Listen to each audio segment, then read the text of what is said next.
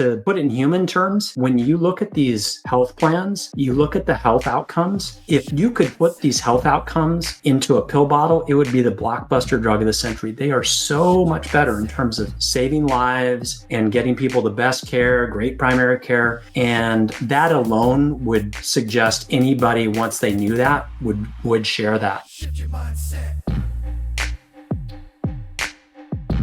Hey, welcome back to the Accelerate Your Insurance Sales podcast. Andy Neary here. I'm excited. This one is long overdue. Today I've got Dave Chase, co-founder of the Health Rosetta, joining me. Dave, welcome aboard, man. It's like I said, it's been long overdue. I'm surprised I haven't had you on before. Well, I kind of feel like I've been on because you've been in my ears for a while, so no worries. Looking forward to the chat. Well, I'm excited, man, because you've done a lot of good for the health insurance world. And this is a very timely episode, given that the Health Rosetta Fest is coming up here in a few weeks. But let's just, for the folks, I'm going to say the few who may not know who the Health Rosetta is quite yet, but let's start with a high level view. Give us a little background of why you started Rosetta in the first place, and really kind of where your focus is today from, the healthcare economy perspective. But let's start with the roots. What led you to starting this movement in the first place? Yeah, hopefully I won't bore you with too long of a story, but it really started with, really a personal tragedy situation where a good friend of mine had a pretty similar career to myself. And what happened to her happens to far too many people. She got the wrong diagnosis, cancer diagnosis. That happens 1 out of 5 times. So of course she gets the wrong treatment plan.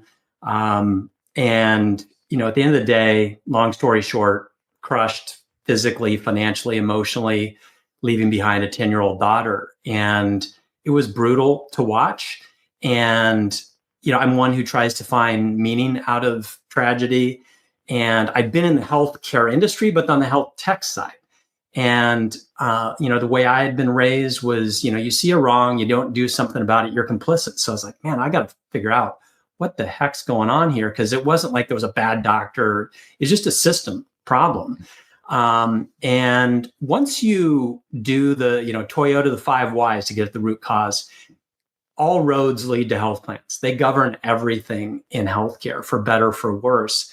And so that's, unlike so many in our space that kind of, you talk about it, kind of ended up sort of by accident. Like I went into it like, this is where I got to understand what the heck's going on. And essentially started understanding, right, the scale of the issues, the degree of entrenchment. I mean, this isn't an industry that's just going to change on its own. So you start studying social movements and revolutions, and one thing leads to another. And, probably the analogy I've used the most is with the built environment, where the way buildings are built are radically different than 25 years ago. And there was this organization that came up with this new blueprint. So that was really step one for Health Rosetta. Like, okay, I joke I was, Indiana Jones searching for healthcare's Rosetta Stone, right? And just like, we never claim to invent anything. We just find what works. And then it's really, okay, this works. I'm going to give a name to it. I kind of done that with direct primary care. Not that I came up with that name, but I started writing about it and people did it. And I was like, I thought that's what would happen with Health Rosetta. And people kept saying, no, you should do it. I'm like, no, you should do it. And I was like, okay, well, maybe I should. And so we're like, okay, well, who's going to carry that message? Well, the answer is obvious. And I actually wrote a piece in Forbes like 2 years before even thinking about starting Health Rosetta. This job could save America in Forbes, talking about the insurance professional, benefit broker, advisor, whatever you want to call them. And so like, okay, that was really the second thing. That's most of what people know about us is, okay, we're going to train these people. A lot of it, frankly, was creating this tribe and this outlet. There was these people that didn't even know there were people like them around the country. And we were kind of a channel for that, connecting them together. And we see them become business partners and just good friends and all that. So that's been really cool. And then as we got in and we started really getting into the guts of this, like, oh my gosh, like whether it's Rosen Hotels or any of these great success stories, going like, it's crazy these plans work at all. It's just a testament how bad the status quo is, because they're being held together by bubble gum and baling wire compared to other industries we've seen. And so we realized, oh, if we want to have repeatability, where things move a lot faster, because at the pace we're going, some time between the year 3000 and 4000 would everybody have these plans, right? It was just going way too slow. Mm-hmm. And we, the founders of Health Rosetta, we'd taken things from founding to nation scale and even global scale. And I'd done that in healthcare. And it's like, we got to make that, yes, the bar is way up here relative to status quo for the performance, but guess what? The effort is too. If we don't lower that burden, it's just not going to grow in the way we want. So that's really what we focused in on, was repeatability and verifiability. And so we developed technology and kind of processes and methods. And the ultimate big idea, which is we're now getting to this point, was if we just kept our heads down, like we haven't spent a dime on marketing, like we don't have marketing people. Like I am the sales, marketing, and biz dev department for Health Rosetta. But if we could prove that repeatable success thousands of times, large companies, small companies, rural, urban, public, private, it would be pretty hard to argue that we got lucky. And so at that point, Health Rosetta, which is a public benefit corporation, which means it's a for-profit company that has a social purpose. The idea was, okay, we're going to create this nonprofit, which we'd actually done at the inception, originally called it Health Rosetta Institute.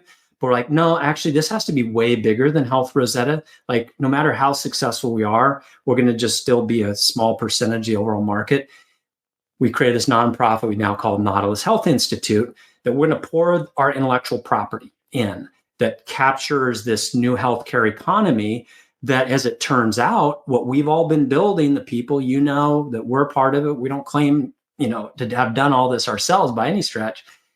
It's as big as the US video game industry. Like this is a $50 billion industry already. Like that is massive by any normal circumstance, and it's growing exponentially. And so like, okay, if you develop a new industry supply chain, there needs to be new market standards and standards of excellence and norms.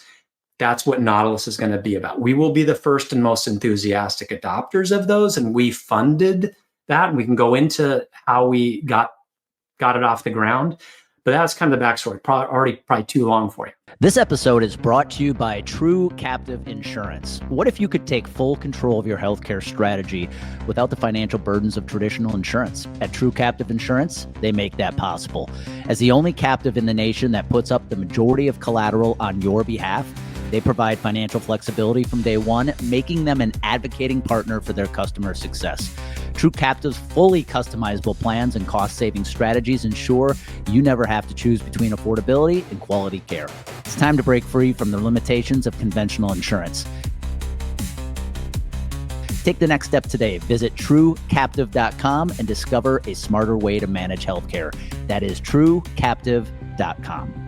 Well, we're going to talk about Nautilus here in a bit. One thing I think you did, I might be getting my dates wrong, but I recall it being about 2014, 2015. Two things that I think really made it work when you came into the scene. Number one, you were an outsider giving us a perspective on our industry. I think a lot of people that born in the industry come with the bad habits and the baggage of this is the way we've always done it. You were giving us a perspective from the outside. And I really feel like you were one of the first pushing on this. Health insurance isn't the problem. Health care is the problem. And that's what opened the eyes. You probably have heard these stories. I still remember sharing your article about health insurance advisors having one of the most important jobs in America. Mm-hmm. And that changed people's career. I shared that article with a couple of peers of mine, and it literally changed the trajectory of their career because they're like, wait a second. There's a whole different way of doing this. And so when you fast forward to today, Dave, and then you look at all the changes going on in today's healthcare economy, why do you feel it is such a pivotal yet, unique time to be a broker? Yeah, I think there's this convergence of a few factors. One is healthcare goes through major changes every 50 to 70 years. We're overdue. Two, major legislative shifts, right? The Consolidated Appropriations Act, these transparency bills, right? And now the lawsuits that have resulted in that, like that's definitely a factor. Probably the one that gets overlooked the most is a generational shift, right? When current plans were initially designed, what were the issues? It was acute care. Who were the people that had, acute issues? The greatest generation and boomers. Well, you fast forward to today, millennials and post-millennials, Gen Z, they're 70, 75% of the workforce. It's about chronic disease. It's about mental health, right? So we have this huge shift. And the oldest millennials, we're talking mid 40s, right? They're sandwich generation. They may have kids. Undoubtedly, they have parents that are aging. So even if they were fortunate not to have had their own health issues, they can't ignore the system anymore. And they've grown up with the internet where there's transparency and there's consumer friendliness. And they're like, what the hell? Like, this is nothing like this. And so I think that's actually a really big factor. I mean, I've heard you talk about in some of your past episodes, kind of young blood that's coming in, and like, I was coaching high schoolers, and I coached on the technical part of it, but a lot of it was about being kind of a life coach and finding that they want meaning and purpose. And like, you wouldn't think, like, if you want to F up the status quo, as Mark Cuban says, like, there's a great opportunity here, right? You can make something that's amazing. It's like something where the day you put in the change, it's life-changing for your members while you're working on this gnarly 20-year problem, right? It's this cool kind of combination. And frankly, that's what keeps me going, right? Is those member stories. And you touch on this, the people affected. The two things that keep me going, the member stories, these life-changing impact, and seeing the light come back in the eyes of benefit broker advisors, right? People like a Bryce Heinbach who were like, they're going to leave the industry. They were fried. And now they're like man on fire and you can't stop them. And so I think those are the big factors at this really unique inflection point that we have. And there's a maturity now. Like when I wrote, my first book and did my TED Talk, this was like 2016, 2017 timeframe. Being an archaeologist, in air quotes, like I dug around, I could find 5 successes. There was probably more, but I looked pretty hard. That's all I could find. There's now thousands of them. So we have plenty of work ahead. There needs to be hundreds of thousands. But we are in the, maybe the bottom of the first inning here. Yeah, no, it's funny you keep bringing up, like, when you're trying to do something different, you push against the norm. Yeah. It makes me think of, there's a wrestler here locally that grew up near where we live, who's going through some hard health issues right now. His name's Ben Askren. He was in UFC, a very successful collegiate wrestler. And I watched a documentary of him because he really changed the way wrestling, how people wrestled at the collegiate level. He transformed but a lot of people didn't like it, right? They don't want to change how things are done. And he made a comment in the documentaries. He said, when I started winning with this new approach, everybody said, you're lucky. He goes, but after I won 87 times in a row, I think you can't call it lucky anymore. Right. And I think that's kind of what you're saying is, like, the first time you do this with a Rosen, it's like, all right, Rosen, unique situation. Okay. You came out with a success, but now looking back over the last 8 or 9 years, I mean, the number of stories I'm sure you have from brokers around the country that are completely changing, not just the picture for an employer, but to your point, changing lives for employees. That has got to absolutely revitalize that broker's faith in what they're doing. Yeah, absolutely. And I think that the smart ones, some of sales is just kind of, humanity 101. Like if you can speak and empathize with the people you're, communicating with, whether you're a customer or friend, you're going to be more effective. And of course, you can understand their situation a lot more if you spend more time. I was listening to an episode with Reagan, and she's in healthcare and human services, and you could tell that, like, she really cares about that. And when I was listening to the episode, I was like, kind of my big claim to fame at Microsoft was starting their healthcare business, and it was one of the first 2 people focused on vertical markets. industries. And guess what? You speak healthcare people are going to understand it. If you speak tech, they basically ignore you. And so it's a really interesting time for folks and can pick those niches and really, rather than the spray and pray, I think so many people do, like, oh, just they got fog a mirror. I go work with them. And that's when, yeah, maybe you're punching the clock, you got a job. But I always say to people, like, once you have some competence, you have a career. And then when you really figure out your why, then you have a calling and you're unstoppable. And that's what we see over and over. Yeah. In preparing for this episode, one of the things you shared with me is that you reviewed 50, let's call them 50 of the best plans in America. Yeah. What would you say a lot of those plans have in common? Why are they so successful right now? It starts with just mindset, right? They actually really care. They always, say employee or CEOs say employees are your most valuable asset. Like, they really do care that. And they're open, like you said, whether it's a wrestler, they're open to something different. Like, we all know the definition of insanity. That becomes a big thing. And they're like, we got to solve this. And come hell or high water, we're going to do that. Mr. Rosen did that 30 plus years ago.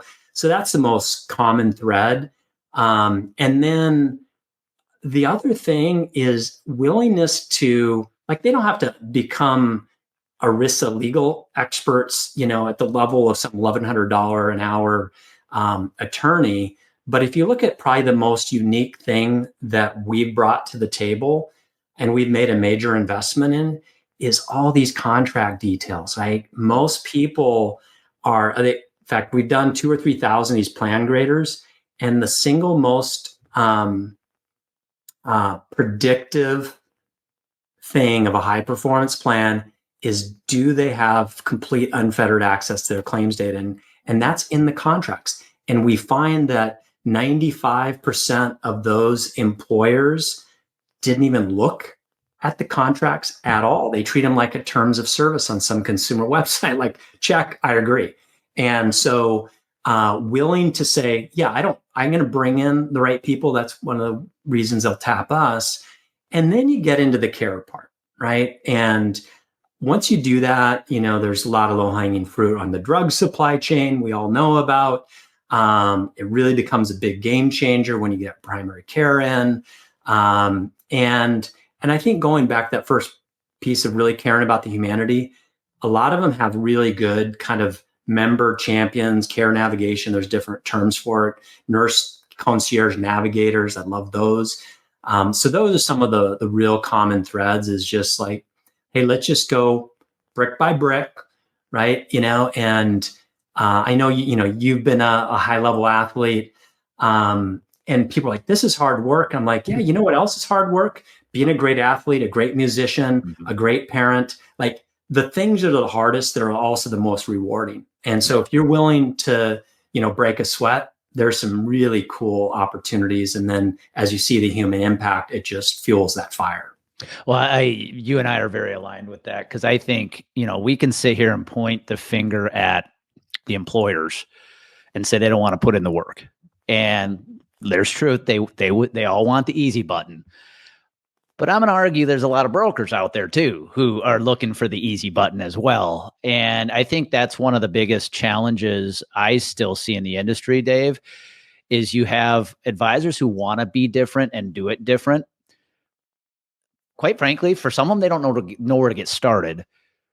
What would you say? We're an industry that very much prides itself on the past, and the things have to change if we're going to create different results. From the broker perspective, as you look down 30,000 feet at the industry, where can some advisors start to make some of these shifts to become, I'm going to say, more of a Rosetta-like advisor? But again, if they're stuck not even knowing where to start, what recommendations would you give that advisor?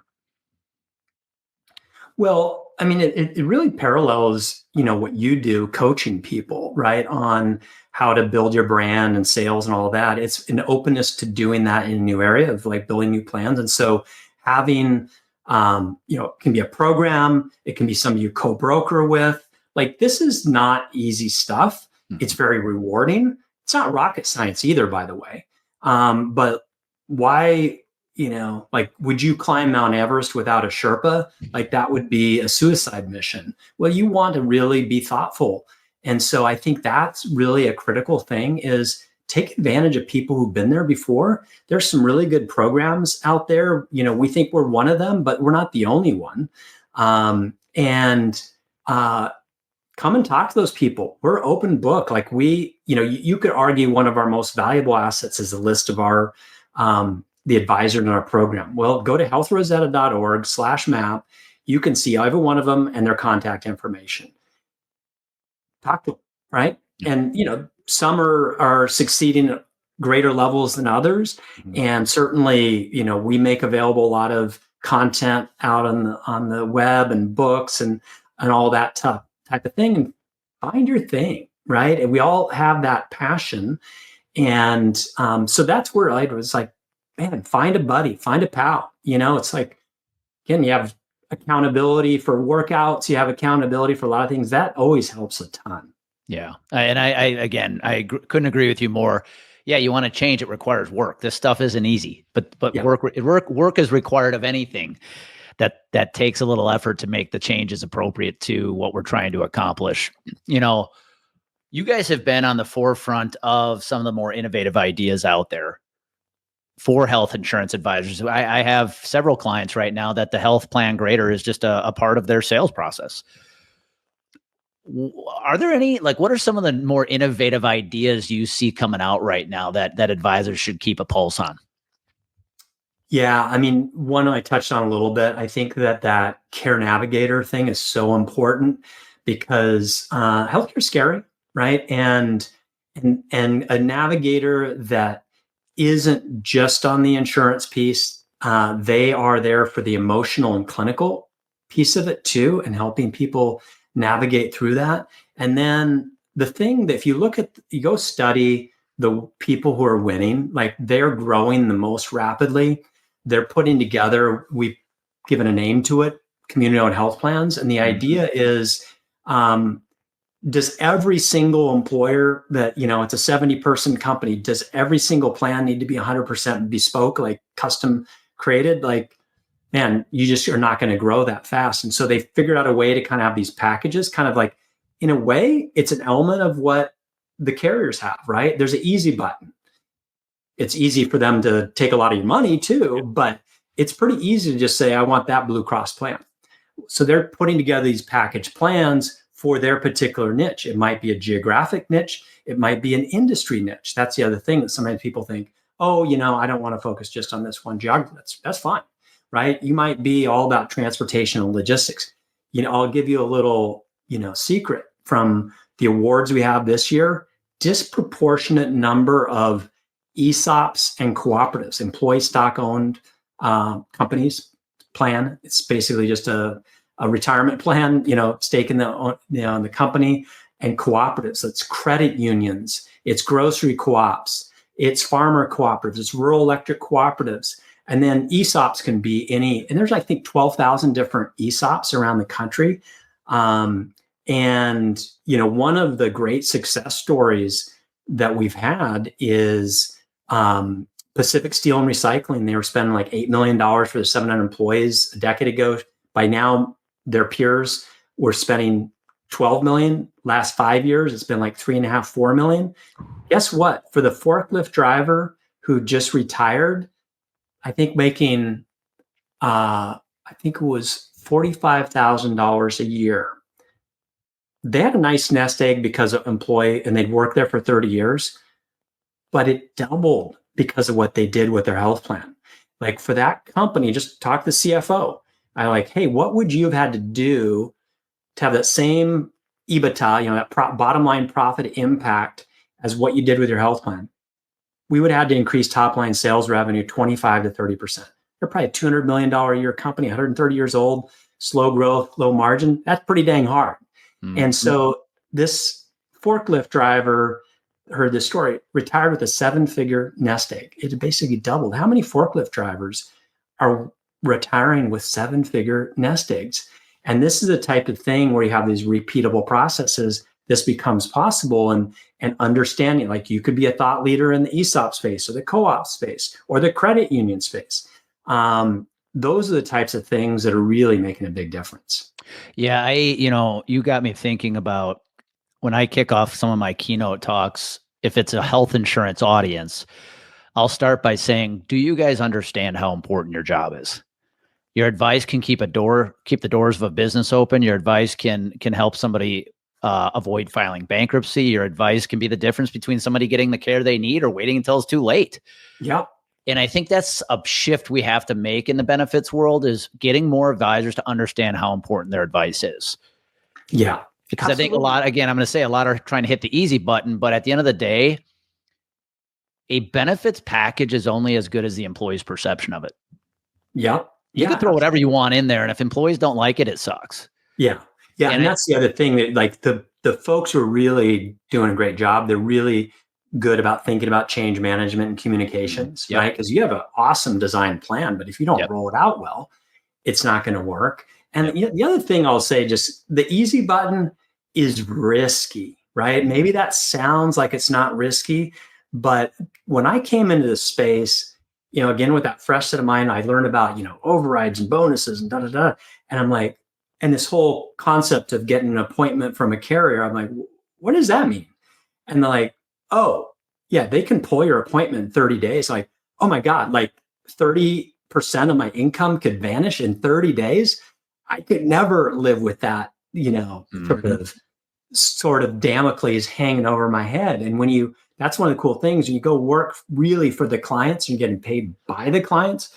And again, there's people, if you haven't been doing that, who can tell you how to go about doing it. It's straightforward.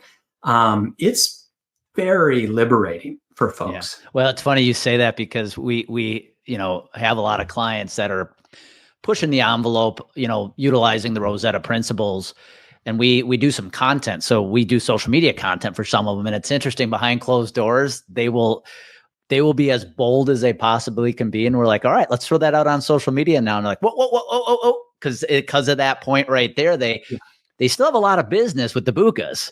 Yeah. And you got to be careful what you say sometimes publicly, because that fear of they can pull that contract whenever they want. And that could be 10, 15, 20% of your revenue gone.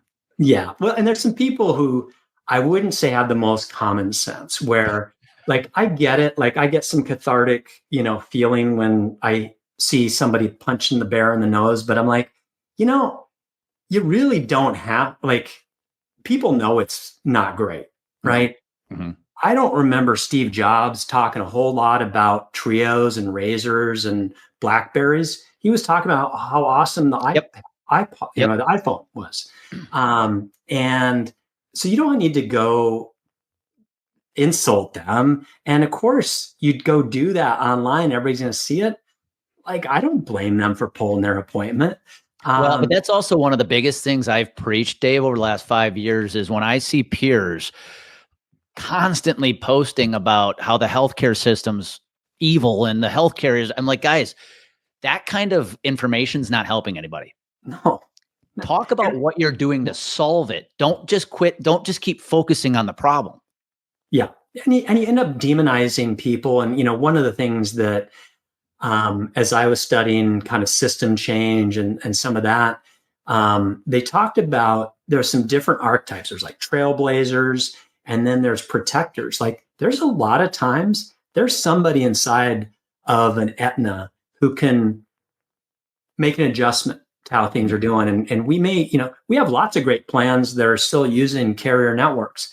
And we have people who are helping us inside of some of these, sometimes vilified companies. And so you're not going to help yourself, because not everybody is ready to rip off the Band-Aid and go all in on the new thing. And we can add value to those. Mm-hmm. And so that sometimes we'll get mistaken for some of our most strident voices, and that we're telling everybody, they're all evil and rip off the Band-Aid and do all that. It's like, that you mentioned the plan grade. Like, frankly, I'm happier when a plan grade score goes from a 10 to a 25 than a 50 to a 65. We're really hard graders, but that means progress is being made, and things are going to continue to improve, and they're going to build that confidence to understand what's going on. And that's where you should put that focus. Like I said, let's go solve the problem. We don't have to, demonize people. Yeah. Yeah. No, I love hearing that. Let's go back. You mentioned earlier in the episode the Nautilus Health Institute. It used to be called Rosetta Institute, but Yep. by a new name today. For the folks who just have no clue right now what that is, talk to us about it. What was the motivation behind creating it? What are the initiatives of the Nautilus Health Institute? Yeah. Again, we have this tech background, so we saw incredibly powerful entrenched companies like IBM and Microsoft basically give way to, the vast majority of the internet is running on open source software. Companies like Linux, companies like, well, actually the company's called Automatic, but the software is called WordPress. Like most of the content sites on the internet are powered by that. And they would have a for-profit entity like, actually IBM ended up, changing their religion. So they actually support a lot of open source, but like a company like Red Hat, and they have Linux Foundation. And there's WordPress Foundation and a company called Automatic that helps companies with that.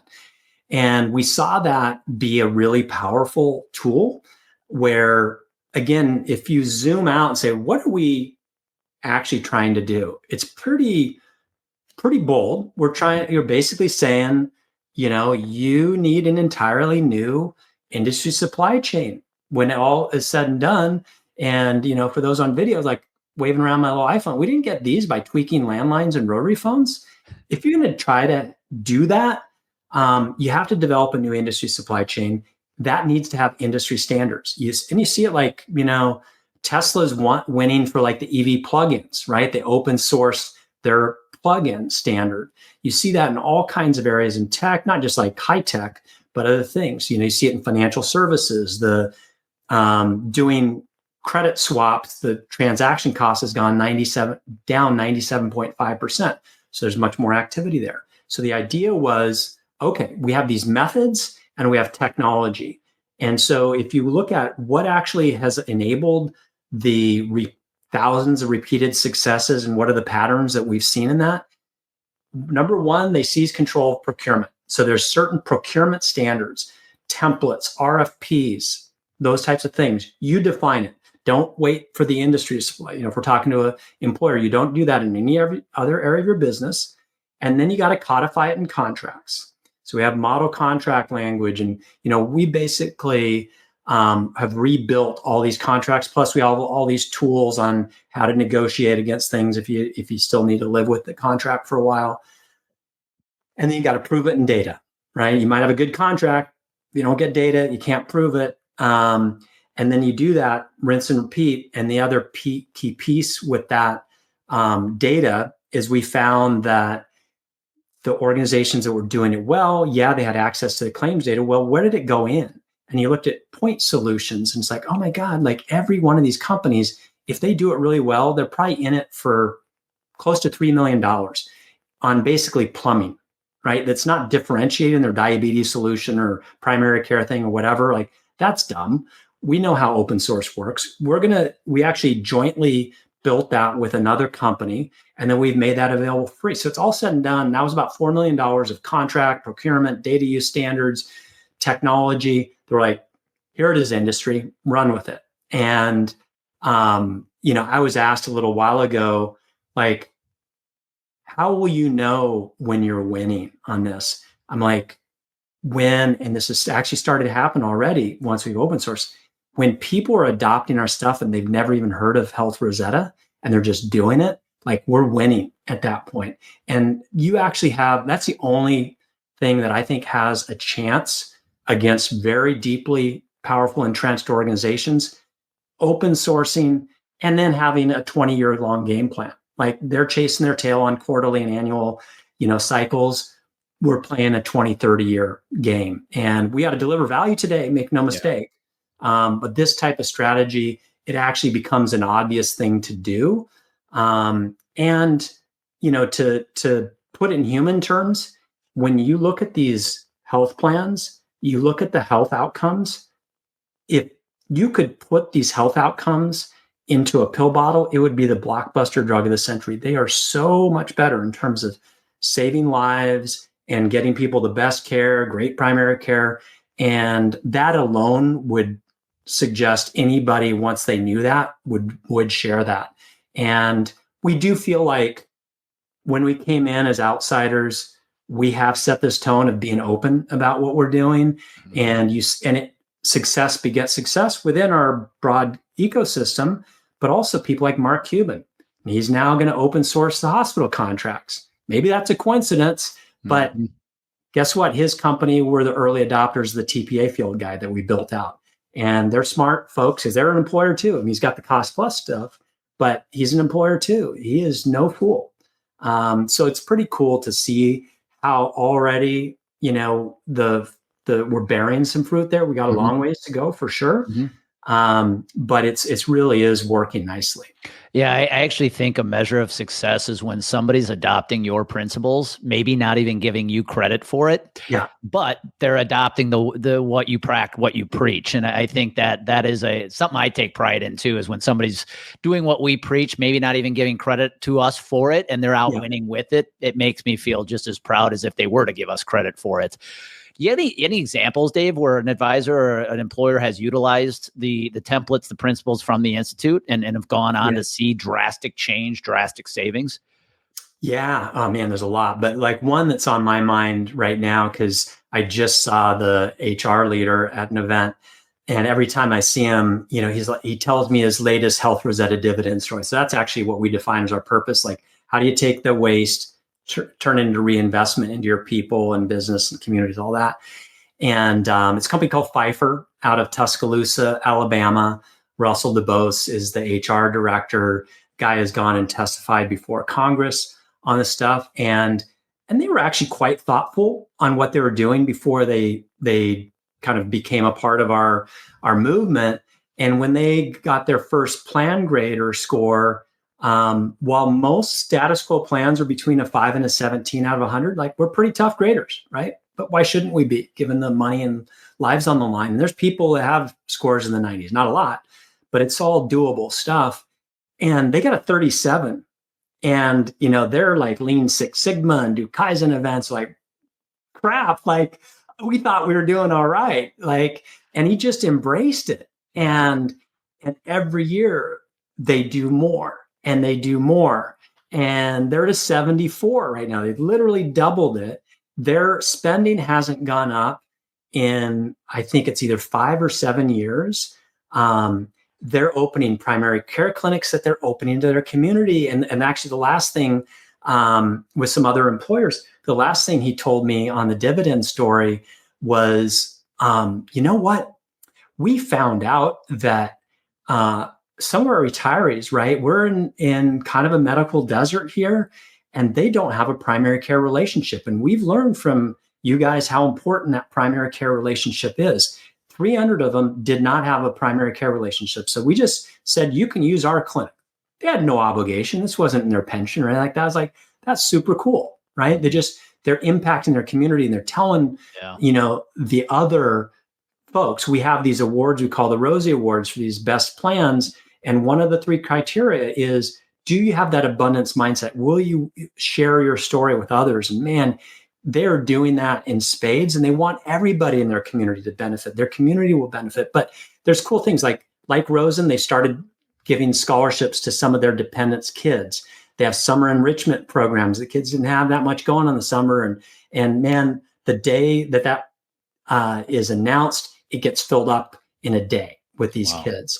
And they actually have a new program there's quite a bit of obesity in Alabama, and they're going to use some GLP-1s, but they're combining it with lifestyle. I mean, it's kind of smart stuff. Yeah.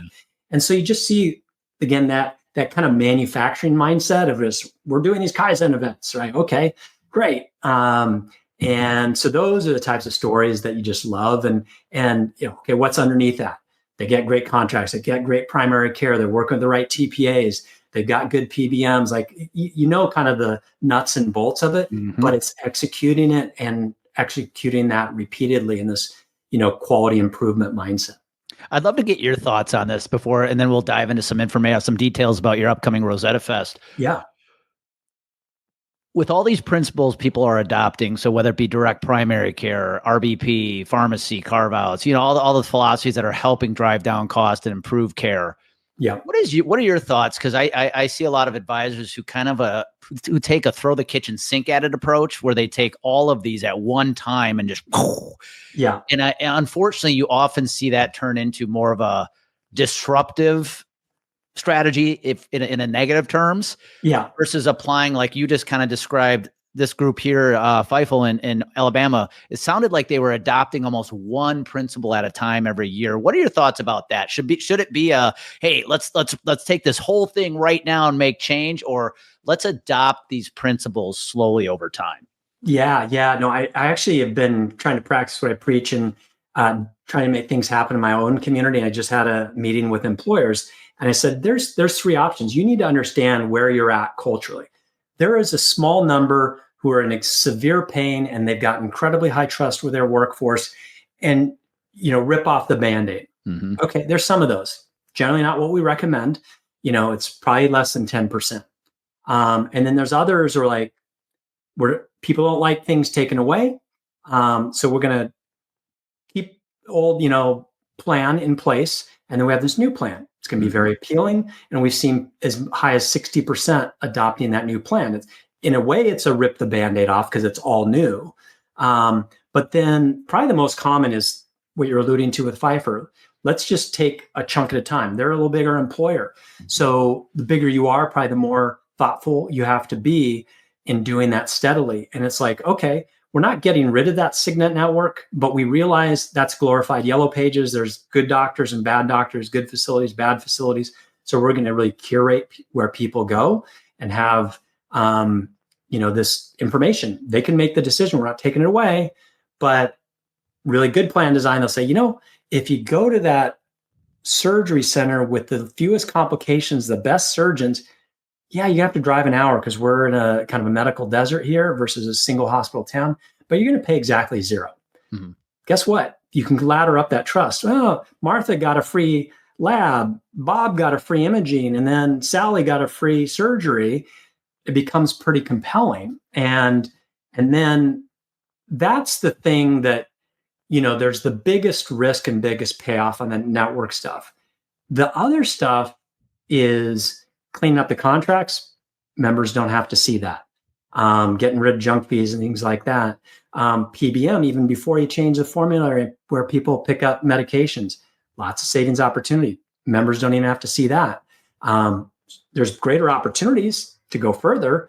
The only thing that they really have to see, but it's all positive, is adding great primary care. Again, don't force them. Be like, hey, if you go here, wow, suddenly you have this doctor and probably team available, essentially 7x24, 365. That sounds too good to be true. So those are the types of things I think that steady approach, and you build that trust and that repeatability. And then we've seen, labor and management, situations where it goes from management kind of nudging to the unions like, man, we got to go faster. This is taking money out of our members' pockets. That's one of our duties. Yeah. So I'm more into that approach. Yeah. I always find it interesting. You brought about the fact that, that facility is an hour away, but if you go there, it's free. Oh, by the way, it's also high quality. Yeah. Think about how we purchase services in everyday life. If I said to you, Dave, there's a restaurant an hour away, it's a 5-star Michelin, and if you go there versus where you're used to going in town, it's free. Yeah. Oh, there's a gas station an hour away. If you go there, they're not charging you anything for gas. You go. Right. Yet when it's healthcare, we're like, but I've got the doctor down the street. It's in this case, we're talking about a matter of life and death in some cases. Absolutely. It just blows me away how still, I don't want to say naive, but we as consumers can be when it comes to healthcare. Well, let's wrap here. Let's talk about the Rosetta Fest coming up August 24th through the 27th in Denver. That's right. I'm sure a lot of my listeners already know about it or they've been there before. Talk to us a little bit about what is Rosetta Fest. If an advisor is listening in who's never been, why should they be there? This is an opportunity for you to tell us a little bit about the program. Yeah, definitely. A few years ago, we would just meet within our community. In fact, last time we were in Denver, we had 200 plus folks there. But back to what we were talking about earlier, if we're going to open source this stuff, We need to be open to non-Health Rosetta advisors. So we're inviting them. They can go take a look, get a feel for the program and see if it's a fit. But probably the unique thing compared to other events is we recognize it's a team sport, right? Like it's not just the brokers. It's so is that group. That's about a quarter of basically we had 1,000 plus people at the event last year. It's about what we expect this year. It's roughly split about a quarter benefits pros, about a quarter employers/unions, the real payers of healthcare, about a quarter solution/tech companies, right? The TPAs, the PBMs, and clinicians, right? We'll probably have 250, 300 clinicians, direct primary care, direct specialty care. And it's really cool how, like, if you have these talks where we're basically breaking it down, right? It's like looking at game film afterwards and breaking it down. Here's how it happened. Here's the employer perspective. Here's the solution perspective. Here's the advisor perspective. And so we mentioned Nautilus. So we basically release a new set of resources at Nautilus each year. The big one this year, there's a few, but the big one is a PBM field guide, right? No matter how tiny your client is, how big they are, there's tons of opportunity there. So we're really excited about that. And so it's just like, this is a group that people say it's the most collaborative and positive event they've been to, right? It's not people up on stage talking ideas or innovation theater, right? Like they're doing it. Don't believe us, talk to them. And so that's what tends to make it super unique is people are really open about it. And then you're like, yeah, like I want to do that. Or maybe that's the firm I need to work with because maybe I'm getting pushback from my firm to do something. So sometimes you'll see people like connect with others in the program from that standpoint, or maybe it's just somebody to co-broker with. Like, man, I love what he was doing. I've got a credit union client. He has a credit union story. I want to talk to that guy and see, can we co-broker? And so a big part of our event is, like any event, it's the hallway discussions, all that. We try to put great content together, of course. And like our mobile app, the company that actually does that mobile app, like after the last one, they're like, we need to talk to you guys. We've never seen an event with that much interaction. Like, what did you guys do? And it was funny, like just to uncover a little bit of our dirty laundry. Someone in our team accidentally like hit the publish button. So it's like gone live already. We usually will do it like, we do it like 2 days before, and then it was like 2 weeks before, and we're like, oh, we'll do it a month before. It's live, and there's people up on the leaderboard, but the main thing is they're interacting, they're connecting with each other. And the smartest people aren't just going in there and like doing a boring pitch, on a direct message, but they're sharing their stories and doing meetups. And so that's something where we just really invite people coming in. In fact, for non-Health Rosetta advisors, basically people fly in Sunday. We get going with internal to our community Monday morning. Even if you're not a Health Rosetta advisor, we're letting you join that. So we have some for the new advisors for, I don't know, hour and a half, and then all the advisors, you're able to come in that, get a little taste. And we found that was helpful last year. People like, I've been thinking about this Health Rosetta thing. Come, right? And check it out yourself. If it's a fit, awesome. If not, get all the good information you can, steal away, right? To our earlier discussion, you can learn a lot. Well, and I think one thing you guys do a great job from the event standpoint is this isn't another conference in the back of a hotel. It's you guys choose some pretty cool facilities when it comes to hosting the event. I believe part of it, or is it all of it? Is it going to be at Coors Field? Well, our Rosie Award celebration is at Coors Field. So Tuesday night, the best health plans in America are going to be up on the Jumbotron, and batting cages are going to be going. Build your own bobblehead. It's going to be fun. I mean, that's cool. Lynn Ann Henderson, who's kind of the events maestro. Yes. A lot of credit to Lynn Ann and her team. They do a great job. He's amazing. And we went to Denver, because we're thinking about coming back there, and we're like, maybe we should think about something different. We go to Coors Field, like we both look at each other like, there's no way we're not having an event here. Like, this would be so cool. So it's kind of crazy. I mean, it feels like, we're preparing for the Super Bowl and also the halftime show. It's crazy amount of coordination. And thank God Lynn Ann and her team are doing it, because it's unbelievable, all the different moving parts. I am a baseball guy, Dave, and I am going to make a cut here. You'll probably be sharing more wins on that field that night than the Rockies have seen all year. So, sorry, Rockies fan, I do have to put that little cut in on Rocky baseball this year. Okay, Dave. So if anybody's listening in, never been, they want to go, what's the easiest way to connect with you or the team to get signed up for the Rosetta Fest? And we'll put some stuff in the show notes as well. For sure. Yeah. I mean, rosettafest.org is the URL. So just boom, go there. If you're an advisor, there's a thing, an advisor. If you're a, whatever, you'll see there's a few different roles there. And then of course there's healthrosetta.org and nautilushealth.org. I'm very available on, LinkedIn. That's my social media of choice. I'm just Chase Dave. It's not too hard to find me.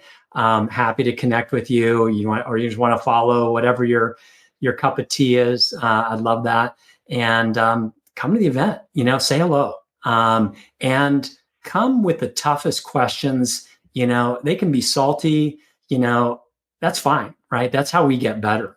And so love to have people, as long as they want to improve things. We have career switchers, from all, we mentioned Regan earlier, like she came from pharmaceutical after, or prior to being, full-time, at-home mom.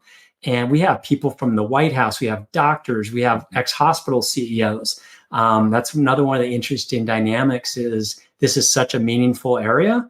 I mean, Katie Talento, who was in the White House, she saw the whole entire US healthcare system. She was, this is the only area that's really cool stuff was going on. So she went from a Hill staffer, White House person to coming into the space, to our earlier discussion about how meaningful it is. Well, and I think what you just said, come with your skepticism, come with your challenges. It's easy for these conferences to turn into an echo chamber sometimes, but you need that collaboration of, well, I don't agree with you. Here's my opinion. And I think that's where great ideas come out of. Well, Dave, it's been an honor, man. Thank you for taking the time. I don't share this very often, but I almost quit the industry in 2011. I was selling small group health insurance for a PNC agency and frustrated, especially when the ACA came about. I'm like, oh, this is going to be annoying. And I'll say, two things changed my career. I switched to another firm where I found my first mentor and he taught me self-funding. And then when I made the move to Colorado, it was reading your article. That was like, wait, there is a whole different way to do this. So I'm sure there's a lot of people out there who haven't thanked you, but could thank you for changing the trajectory of their careers in this industry. Well, that's great to hear, and hear it from you too. And I didn't know that. So yeah, so many people can make a huge impact, and frankly, we really need it. I mean, this is a big societal problem that is a solvable problem. 100%. Well, if you're tuning in and you think Rosetta Fest would be a great place to go to healthrosetta.org, get signed up. We still got 2 to 3 weeks as this thing goes live. You won't be disappointed. Dave, thanks. Thank you. That's all we got for this episode of the Accelerate Your Insurance Sales Podcast. One of the most valuable things you can do to help us and other new potential listeners find our show is for you to rate the show and leave a review. So as a special bonus for you, if you leave us a review, take a screenshot of your review and send it to me as a DM to my LinkedIn profile. I will send you a free copy of our LinkedIn Diamond Playbook, our proven 4-step strategy to grow your business on LinkedIn. So go right now, leave us a review, screenshot it, and send me a DM on LinkedIn. Also, please share this podcast with anyone you think would enjoy it. That's it for now.